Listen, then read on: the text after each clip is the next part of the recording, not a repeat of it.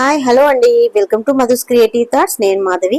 ఈ రోజు వీడియో వచ్చేసి సొరకాయ పకోడీ అయితే చేయబోతున్నానండి. ఈ వీడియోలో దీనికి కావాల్సింది మెయిన్గా మనకి సొరకాయ తురుము అండ్ అలాగే ఇక్కడ ఫస్ట్గా నేను ఆయిల్ ప్రిపేర్ చేసి పెట్టేసుకున్నానండి. డీప్ ఫ్రై చేస్తాం కాబట్టి ఇక్కడ నేను వచ్చేసి అయితే సొరకాయని ఇలా ఫస్ట్గానే తురుము పెట్టేసుకున్నాను. ఇందులోకి ఇప్పుడు ఫటాఫట్ ఆలస్యం చేయకుండా తగినంత బియ్యం పిండి అండ్ అలాగే 2 స్పూన్స్ శనగపిండి. ఇక్కడ నేను శనగపిండి అనేది క్వాంటిటీ తక్కువగా తీసుకున్నానండి, ఎందుకంటే శనగపిండి వల్ల గ్యాస్ట్రిక్ ప్రాబ్లమ్స్ వస్తాయి కాబట్టి ఇక్కడ ఎక్కువ మోతాదులో బియ్యం పిండిని తీసుకున్నాను. 2 స్పూన్స్ మాత్రమే శనగపిండిని వాడాలన్నమాట.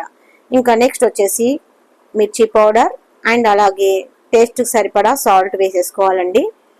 అండ్ నెక్స్ట్ వచ్చేసి ఇందులో కాస్త జింజర్ గార్లిక్ పేస్ట్, జీలకర్ర అండ్ కొత్తిమీర, ఒక 1 స్పూన్ మసాలా పౌడర్ అయితే యాడ్ చేసేసి ఇంకా మొత్తంగా వాటర్ ఏమి వేయకుండా మనకి కలిపేసుకోవాలి. ఎందుకంటే సొరకాయలో మనకి వాటర్ క్వాంటిటీ ఉంటుంది కాబట్టి సరిపోతుంది. ఇంక ఇవన్నీ వేసేసుకొని ఫటాఫట్ కలిపేసేసుకొని ఆయిల్ ఆల్రెడీ ముందుగానే స్టవ్ పైన పెట్టేసుకున్నాం కాబట్టి చిన్న చిన్నగా పకోడీ లాగా వేసేసుకోవాలి. విషయం ఏంటంటే మనము ఎప్పుడైనా ఏం డౌట్ లేకుండా ఫటాఫట్ అన్ని వేసామనుకో అన్ని కరెక్ట్గా సరిపోతాయండి. ఇది ఎప్పుడు జరుగుతుందంటే మనకి దేవునికి నైవేద్యాలు ప్రిపేర్ చేస్తాం కదా, మనం అప్పుడు టేస్ట్ చేయకుండా వేస్తాము, కానీ అన్ని బాగా సరిపోతాయండి. మనం ఎప్పుడైతే డౌట్ పడి చేస్తామో వంటలు అప్పుడు మాత్రము ఏదో ఒకటి తక్కువ అవుతూ ఉంటుంది. ఇది చాలా సార్లు నేను ఎక్స్పీరియన్స్ చేశాను. మరి మీలో ఎవరైనా చేశారా ఇలాంటి ఎక్స్పీరియన్స్? ఇంకా విషయానికి వస్తే మా పెద్ద బాబు హాస్టల్లో ఉంటాడండి, ఇంటర్మీడియట్ సెకండ్ ఇయర్. ఈ రోజుతో ఎగ్జామ్స్ కంప్లీట్ అయ్యాయి కాబట్టి వాడు ఇంటికి వచ్చేస్తున్నాడు పెట్టా బేలం చదువుకొని. ఇంకా వాడు నాన్ వెజ్ ఎక్కువగా తినరు మా పిల్లలు కాబట్టి ఇంకా నేను ఇలా పకోడీ అయితే చేస్తున్నాను. ఈ పకోడీ అనుకోకుండా చేయడం జరిగింది, ఎందుకంటే నేను పప్పుచారు చేశానండి. సో ఇక్కడైతే బగారా రైస్ చేశాను, పప్పుచారు చేశాను కాబట్టి అందులో సొరకాయ వేసినప్పుడు కాస్త మిగిలిపోయింది.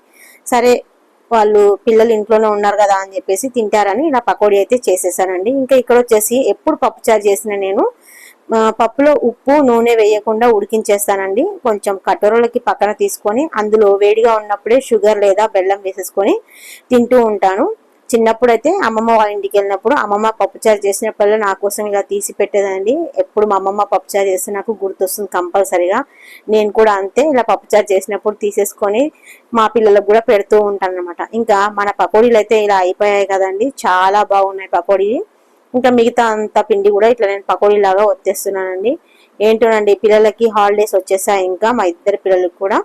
ఇంకా అసలు పని మాత్రం ముందుకు వెళ్ళదండి. పొద్దునే లేసుకొని హడావిడిగా పనులన్నీ చేసుకొని షాప్కి వెళ్ళిపోయి అక్కడ పని చేసుకొని మళ్ళీ ఇక్కడికి వచ్చేసరికి తల ప్రాణం తోక్కైతే వస్తుంది. ఇంకా పకోడీ అయితే ప్రిపేర్ అయిపోయిందండి. చాలా చాలా టేస్టీగా ఉన్నాయి. మరి మీ అందరికీ ఎలా ఉన్నాయో, ఈ రెసిపీ నచ్చిందా లేదా అనేది కామెంట్లో తప్పకుండా తెలియజేయండి. తప్పకుండా లైక్ చేయండి, సబ్స్క్రైబ్ చేయండి. Thanks for watching.